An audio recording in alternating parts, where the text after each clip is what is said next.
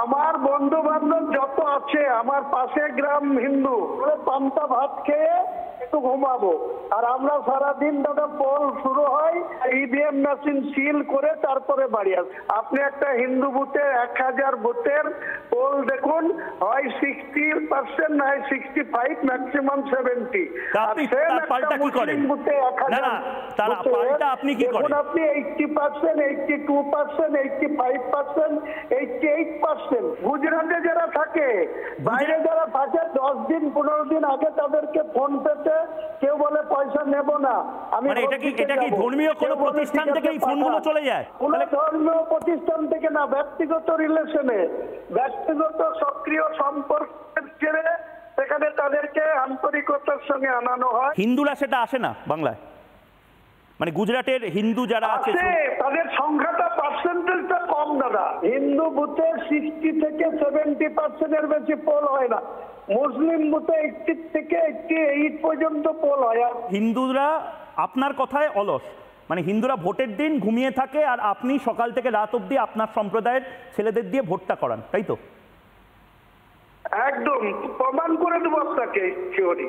সেটার কারণটা কি? বামপন্থীরা একসময় বলেছিল ভোট উৎসব, মাংস ভাত খাও, দুপুরের পরে বাড়ি চলে যাও, এই কনসেপ্ট এখন হিন্দুদের।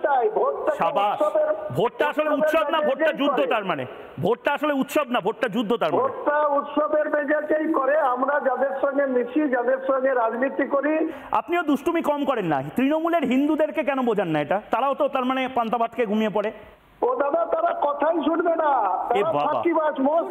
হুমায়ুন কবিরের বক্তব্য, তার মানে তার এই বক্তব্যের পেছনে কিন্তু অনেক অর্থ আছে। তার মানে তিনি কি বলতে চাইছেন? প্রথমত, যে হিন্দুদের ভোটে কে তৃণমূল কংগ্রেস জয়ী হয়নি, তাহলে তৃণমূল কংগ্রেসের জয়ের পেছনে শুধুমাত্র কি হুমায়ুন কবিরের সম্প্রদায়ের মানুষের ভোট আছে?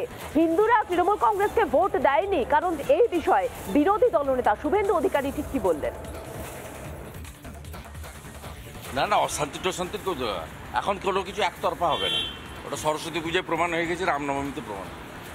ওয়ান সাইডেড কিছু হবে না। প্রত্যেক ক্রিয়ার সমান এবং বিপরীত ধর্মী প্রতিক্রিয়া আছে। ওসব দিন চলে গেছে। পশ্চিমবাংলার হিন্দুরা পড়ে পড়ে মার খাওয়ার দিন নেই।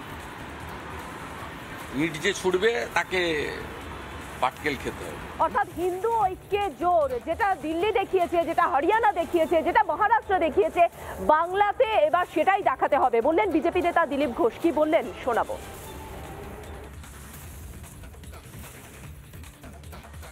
হুমায়ুন কবিরের মতো নেতারা আর ওই মুসলমান সমাজকে তাড়িয়ে নিয়ে যায়, গরু ছাগলের মতো দিয়ে ভোট করায়। তাদের নিজস্ব কোনো রাজনৈতিক সিদ্ধান্ত নাই, ওই মৌলবী ও নেতারা করায়। কিন্তু হিন্দুরা নিজস্ব সিদ্ধান্ত নিয়ে ভোট দেয় বলে একটুখানি বিচ্ছিন্ন ছিল। কিন্তু আজকে ভারতের সিনারিও পুরো পাল্টে গেছে। বা পশ্চিমবাংলাতেও 41% ভোট আমরা পেয়েছি, হিন্দুদেরই ভোট পেয়েছি, তারা দিয়েছে। আগামী ইলেকশনে সেটা 45 পার করবে। পশ্চিমবঙ্গকে বাঁচাবার জন্য, যাতে হিন্দুরা আবার উদ্বাস্তু না হয়, সেই জন্যই তারা ভোট দেবে। এই মুহূর্তে বিজেপি নেতা তথা অভিনেতা রুদ্রনীল ঘোষ আমার সঙ্গে। রুদ্র, স্বাগত। যেটা হুমায়ুন কবির বললেন, হিন্দুরা অলস এবং তারা পান্তা ভাত খেয়ে ঘুমোয়। হিন্দু অধ্যুষিত যে সমস্ত এলাকা, সেখানে ভোটের পার্সেন্টেজ কম। এবার কি তাহলে হিন্দু একত্রিত হয়ে দেখানোর সময় এসেছে? আগামী বিধানসভা ভোট, সেটার কি মুখ্যম সময়? স্পষ্ট একটা কথা বলি, সেটা হচ্ছে যে এই ভাগীরথীর জলে 70% হিন্দুকে কেটে ভাসিয়ে দেওয়ার এই যে তত্ত্ব, এই যে তত্ত্ব দিয়েছিলেন, সেটা হুমায়ুন কবির, এবং যিনি মমতা বন্দ্যোপাধ্যায়কে তুষ্ট বা খুশি করে চলছেন, যিনি পুলিশ মন্ত্রী এবং মুখ্যমন্ত্রী, সেই জন্যই তিনি যে বাইরে রয়েছেন, আইনের ঘেরাটোপে পড়লেন না, তাকে বাঁচিয়ে রাখা হলে তো স্পষ্ট। কিন্তু এই ঘটনাই তলে তলে বহুদিন ধরেই ঘটানো হচ্ছে। কার্যত তার কথায় প্রমাণিত হলো যে মুসলমানরা, উনি যা বললেন তার মানে হচ্ছে যে মুসলমানরা তারা কিন্তু দেশ, রাজনীতি সবকিছুর উপরে উঠে গিয়ে তো তারা শরিয়া আইন, ইসলামীকরণ এইগুলোর পক্ষেই কিন্তু তারা একাঠা। এবার ঘটনা হচ্ছে যে আমি ওনার যে বক্তব্য সেটি পুরোটা শুনেছি, এবং এখান থেকে কোথাও যেন একটা হিন্দুদেরকে কোণঠাসা করে বেড়ে উঠতে হবে, তাতে মমতা বন্দ্যোপাধ্যায় এই মুহূর্তে আমাদের প্রশ্রয় দিচ্ছেন বেআইনি কাজ করাতে, তাই তিনি আমাদের নেত্রী। কাল যদি আরো বড় কেউ আমাদের প্রশ্রয় দেয় জেহাদি শক্তিদের, তিনি আমাদের নেত্রী হয়ে যাবেন, এইটা কার্যত স্পষ্ট। এবং উল্লেখযোগ্য যে অন্যান্য তৃণমূল নেতারা, এটা হিন্দু হোক আর মুসলমান, আপনারা ভালো করে দেখুন যে তারা কিন্তু ভয়েতে চুপ করে রয়েছে। এই কথার কাউন্টার করতে গিয়ে তারা ঘুরিয়ে কথা বলছে। হিন্দুদের অবশ্যই এক হতে হবে, কিন্তু হিন্দুরা কোনোদিনই দেশের সংবিধান এবং আইনের উপরে ওদের কোরআনের মতো গীতা চাপিয়ে দেয় না। এইটা ভেবে সমস্ত হিন্দুকে একত্রিত হতে হবে।